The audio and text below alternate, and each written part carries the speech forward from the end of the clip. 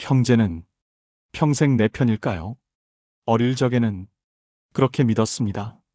같은 밥을 먹고, 같은 부모 아래 자랐고, 같은 집의 공기를 마셨습니다. 비가 오면 같이 우산을 썼고, 혼이 나면 같이 숨었습니다. 그 기억은 분명 진짜입니다.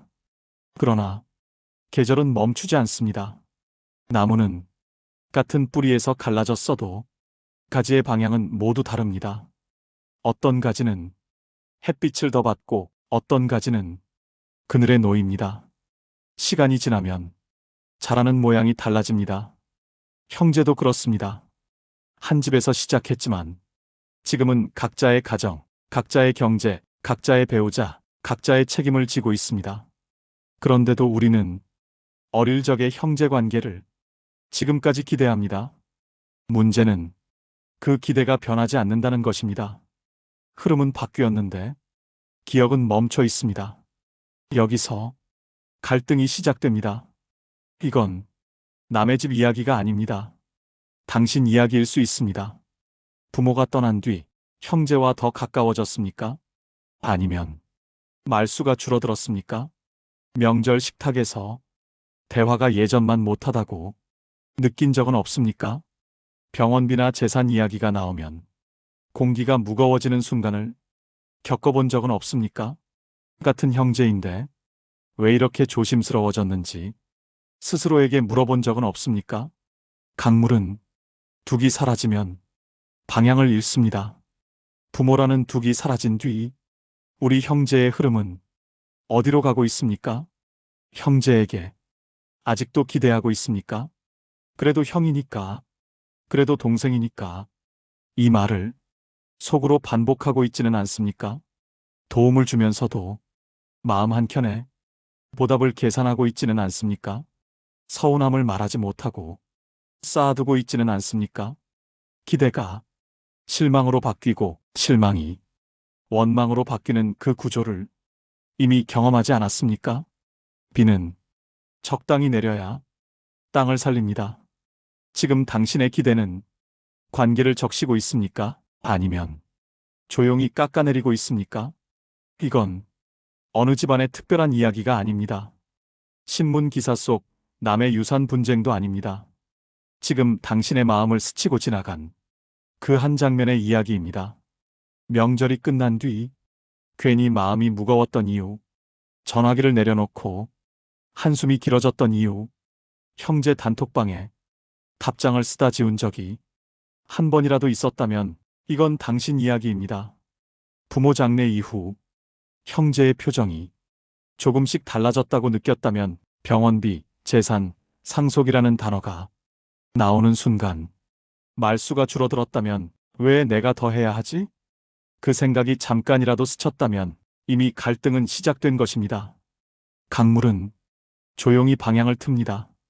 처음에는 아무도 모릅니다. 그러나 시간이 지나면 강줄기는 완전히 달라집니다. 형제 관계도 같습니다. 큰 싸움이 없어도 조용히 멀어집니다. 문제는 누가 나쁘냐가 아닙니다. 문제는 우리가 여전히 어릴 적 관계를 기준으로 삼고 있다는 것입니다. 형제는 기억으로 묶여 있지만 현실은 이해관계로 움직입니다. 이 간격을 인정하지 않으면 관계는 감정으로 버티다 무너집니다. 형제는 어릴 때는 가족입니다. 같은 공간, 같은 규칙, 같은 부모의 보호 아래 있었습니다. 그 시절에는 경계가 필요 없었습니다. 부모가 질서를 대신 만들었기 때문입니다. 그러나 지금은 다릅니다. 각자 다른 집, 다른 배우자, 다른 경제 구조, 다른 자녀 문제를 안고 살아갑니다. 같은 뿌리에서 시작했지만 지금은 서로 다른 땅에 서 있습니다. 나무도 같은 씨앗에서 자라지만 옮겨 심는 순간 토양에 따라 모양이 달라집니다. 형제도 그렇습니다. 환경이 달라지면 판단 기준이 달라집니다. 소비 기준이 다르고 위험을 감수하는 정도가 다르고 부모를 돌보는 방식도 다릅니다. 여기서 갈등이 생깁니다. 갈등은 성격 때문이 아닙니다. 구조 때문입니다. 부모가 생존해 있을 때는 중심이 하나였습니다. 그러나 부모가 떠난 뒤에는 중심이 사라집니다. 강물도 둑이 있을 때는 흐름이 정해집니다. 둑이 무너지면 물이 퍼집니다. 형제 관계도 중심이 사라지면 방향이 흩어집니다. 이때 우리는 착각합니다. 그래도 형제니까 괜찮겠지. 하지만 관계는 기억으로 유지되지 않습니다. 질서로 유지됩니다. 정은 남아 있습니다.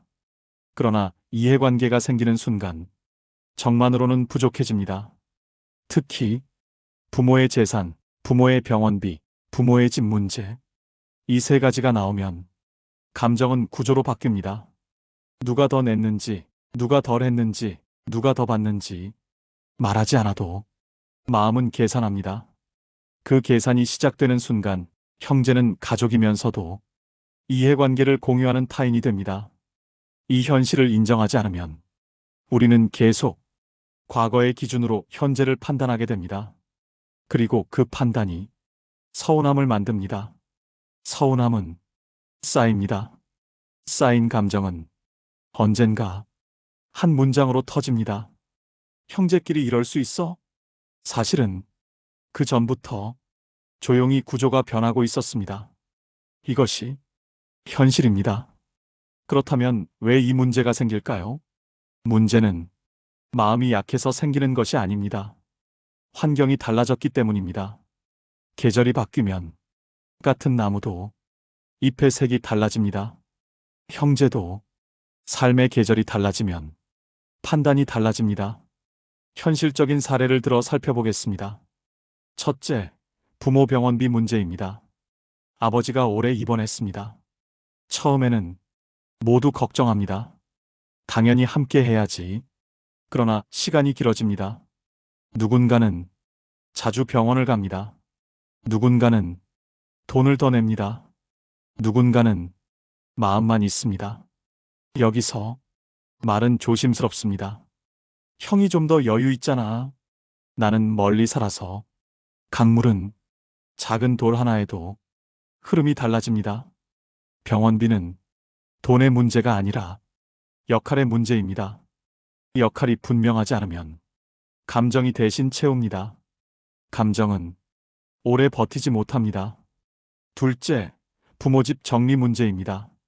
부모가 떠난 뒤 집을 정리합니다. 집 안에는 추억이 있습니다. 그러나 동시에 시세가 있습니다. 누군가는 그냥 정리하자. 누군가는 좀 더 기다리자. 여기서 형제는 다른 사람이 됩니다. 한 사람은 현금이 필요합니다. 다른 사람은 상징을 지키고 싶습니다. 씨앗은 같은 밭에서 자라도 자라는 속도가 다릅니다. 경제 상황이 다르면 판단 기준도 달라집니다. 그런데 우리는 형제니까 마음이 같을 거라 기대합니다. 기대가 어긋나는 순간 서운함이 생깁니다. 서운함은 말하지 않아도 표정에 남습니다. 셋째, 도움과 보답의 문제입니다. 동생이 사업에 실패했습니다. 형이 돈을 빌려줍니다. 처음에는 형제애입니다. 그러나 시간이 지나 상환이 늦어집니다. 형은 말하지 않지만 마음속 계산이 시작됩니다. 동생은 고마움보다 부담을 느낍니다. 바다는 잔잔할 때는 깊이를 모릅니다. 물살이 일어야 바닥이 드러납니다. 돈은 사람을 바꾸지 않습니다. 본심을 드러냅니다. 여기서 많은 사람이 말합니다. 어떻게 형제가 저럴 수 있지? 그러나 형제가 달라진 것이 아닙니다. 이해관계가 생긴 것입니다. 넷째, 장남이라는 자리입니다. 부모가 살아있을 때는 장남이 중심이었습니다. 명절을 챙기고 제사를 주관하고 결정을 대신했습니다. 그러나 부모가 떠난 뒤에도 그 자리를 그대로 유지하려 합니다. 동생들은 처음에는 따릅니다. 그러나 시간이 지나면 생각이 달라집니다. 각자 가정이 있고 각자 자녀가 있습니다. 장남은 내가 해왔잖아 라고 생각하고 동생은 이제는 각자 결정해야지 라고 생각합니다. 여기서 충돌이 생깁니다. 나무는 어릴 때는 기둥이 필요합니다. 그러나 자라면 각자 서야 합니다. 형제 관계도 같습니다. 어릴 적 질서를 노년까지 유지하려 하면 부담이 됩니다. 이것은 성격 문제가 아닙니다. 역할의 전환을 받아들이지 못한 구조입니다. 다섯째, 부모 모시는 문제입니다. 어머니가 홀로 남았습니다. 누가 모실 것인가? 장남집은 좁고 차남은 맞벌이이고 딸은 멀리 삽니다. 회의를 합니다. 처음에는 서로 상의해서 정하자고 합니다. 그러나 결국 누군가는 더 부담합니다. 시간이 지나면 작은 말이 나옵니다. 그래도 형이니까 딸이 더 세심하지 않나? 이 말이 질서를 무너뜨립니다. 바람은 한쪽으로만 불지 않습니다. 그러나 나무는 한쪽으로 기울면 다시 펴기 어렵습니다. 부모 부양 문제는 사랑의 문제가 아니라 현실의 문제입니다. 현실을 감정으로 덮으면 결국 감정이 상처를 입습니다. 여섯째, 연락의 빈도입니다. 처음에는 자주 연락합니다. 그러나 각자의 삶이 바빠집니다. 연락이 줄어듭니다. 한 사람은 왜 먼저 안 하지? 라고 생각하고 다른 사람은 서로 바쁜데 굳이라고 생각합니다. 비는 가끔 내려야 반갑습니다. 매일 쏟아지면 피합니다. 연락도 같습니다. 관계는 강요로 유지되지 않습니다. 선택이 있어야 지속됩니다. 형제 갈등의 시작은 배신이 아닙니다. 기대의 기준이 서로 다르기 때문입니다. 누군가는 여전히 가족 기준으로 판단하고 누군가는 이미 개인 기준으로 판단합니다. 이 간격이 말없이 벌어집니다. 그리고 어느 날 형제끼리 이럴 수 있냐라고 외칩니다. 그러나 그 전부터 계절은 이미 바뀌고 있었습니다. 정약용은 사람을 감정으로 묶지 말고 역할과 책임으로 정리하라 했습니다. 역할이 분명하면 원망이 줄어듭니다. 역할이 흐리면 죄책감과 비교가 들어옵니다. 기대, 실망, 원망. 이 구조를 이해하지 않으면 형제는 쉽게 멀어집니다. 형제 자매는 나이 들면 남이 됩니다. 그러나 질서를 세우면 오래가는 남이 됩니다. 정약용은 지금의 분수를 지켜라. 감정보다 구조를 먼저 세워라 라고 했습니다. 그래야 관계가 남습니다. 이제 형제 자매끼리 하지 말아야 할 행동 5가지를 살펴보겠습니다. 첫째, 재산 문제를 구두로만 약속하지 마십시오. 바다는 말로 경계를 정하지 않습니다. 선을 그어야 흐름이 유지됩니다. 한 형제가 있었습니다. 부모 생전에 이렇게 말했습니다. 이 집은 내가 살아라. 대신 동생에게는 현금을 주자. 형도 고개를 끄덕였습니다. 동생도 웃었습니다. 그때는 다 괜찮았습니다. 하지만 부모가 세상을 떠난 뒤 말의 기억은 조금씩 달라졌습니다. 그때 그런 조건은 없었어. 아니, 분명히 이야기했잖아. 바다는 모래 위에 선을 그어두지 않습니다. 밀물이 오면 지워집니다. 구두 약속은 감정이 바뀌는 순간 사라집니다. 남는 것은 서운함과 의심뿐입니다. 선을 그으십시오. 문서로 남기십시오. 차가워 보이는 기록이 관계를 지키는 울타리입니다. 둘째, 형제의 배우자를 평가하지 마십시오. 바람은 방향을 바꿉니다. 그 가정의 구조는 당신의 영역이 아닙니다. 형수는 돈을 너무 아껴. 재수 씨가 형을 잡고 사네. 처음엔 농담이었습니다. 하지만 그 말은 배우자의 귀에 들어갔습니다. 그날 이후 형제는 만나도 예전 같지 않았습니다. 가정은 하나의 집입니다. 그 집안의 구조는 밖에서 평가한다고 바뀌지 않습니다. 바람이 방향을 바꾸면 나무는 스스로 균형을 잡습니다. 당신이 개입하면 그 나무는 더 흔들립니다. 형제를 지키고 싶다면 그의 배우자를 건드리지 마십시오. 관계는 확장될수록 복잡해집니다. 선을 넘는 순간 당신은 가족이 아니라 외부인이 됩니다. 셋째, 과거의 희생을 반복해서 말하지 마십시오. 비는 지나가야 합니다. 붙들고 있으면 썩습니다. 내가 너 대학 보냈잖아. 내가 부모님 모셨잖아. 사실입니다. 틀린 말은 아닙니다.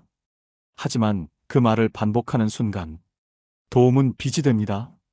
한 누나는 동생을 오래 도왔습니다. 경제적으로도 정서적으로도 동생은 늘 고마워했습니다. 그러나 누나가 만날 때마다 그 시절 이야기를 꺼내자 동생의 표정이 달라졌습니다. 고마움이 부담으로 변했습니다. 비는 땅을 적시고 지나가야 합니다. 계속 쏟아지면 땅은 썩습니다. 희생은 기억하되 무기로 쓰지 마십시오. 기억을 꺼낼수록 관계는 줄어듭니다. 넷째, 그래도 형제니까라는 말을 무기로 쓰지 마십시오. 나무는 기대지 않습니다. 스스로 서 있습니다. 그래도 형제니까 도와줘야지. 그래도 가족인데 이 정도는 해야지. 그 말은 따뜻해 보이지만 실은 압박입니다. 형제라는 이유로 책임을 강요하기 시작하면 관계는 의무가 됩니다. 한 동생이 있었습니다. 사업이 어려워 형에게 도움을 요청했습니다. 형은 몇 번 도왔습니다. 하지만 상황이 반복되자 형은 지쳤습니다. 그때 동생이 말했습니다. 형제니까 이 정도는 해야지. 그날 이후 형은 마음을 닫았습니다.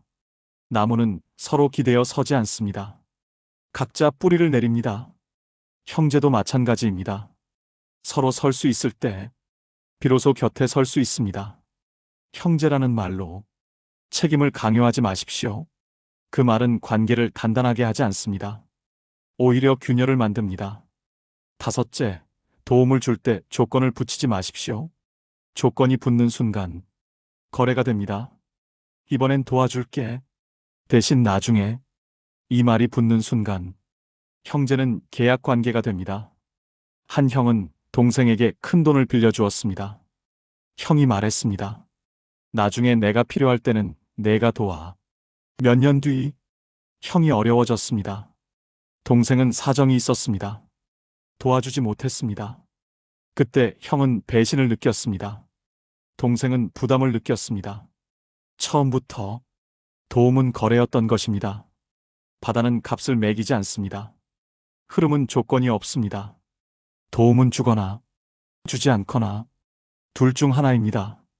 조건이 붙는 순간 그것은 관계가 아니라 계산입니다. 다시 정리해 보겠습니다. 재산은 선을 그어야 합니다. 배우자는 건드리지 마십시오. 희생은 반복하지 마십시오. 형제라는 말을 무기로 쓰지 마십시오. 도움의 조건을 붙이지 마십시오. 형제는 피로 이어졌습니다. 그러나 관계는 관리로 유지됩니다. 바다는 깊지만 경계는 분명합니다. 그 선을 지킬 때 형제는 남이 되지 않습니다. 형제는 어린 시절을 함께 건넌 사람입니다. 같은 밥상을 나누고 같은 부모의 눈빛 아래에서 자랐습니다. 그 시간은 사라지지 않습니다. 그러나 세월은 흐릅니다. 각자의 가정이 생기고 각자의 책임이 생깁니다. 강물은 갈라집니다. 같은 산에서 시작했어도 흐름은 달라집니다. 그 사실을 인정하지 않으면 기대가 생깁니다. 기대가 커지면 실망이 쌓입니다. 실망이 쌓이면 원망이 남습니다. 문제는 사랑이 부족해서가 아닙니다. 경계가 흐려졌기 때문입니다. 형제는 남이 될 수 있습니다. 그러나 남처럼 대하면 오히려 오래 갑니다. 조금 떨어져 서십시오. 조금 덜 기대하십시오. 조금 덜 말하십시오. 그 자리에 평온이 들어옵니다. 바다는 모든 강을 받아들이지만 자기 깊이를 잃지 않습니다. 관계도 마찬가지입니다.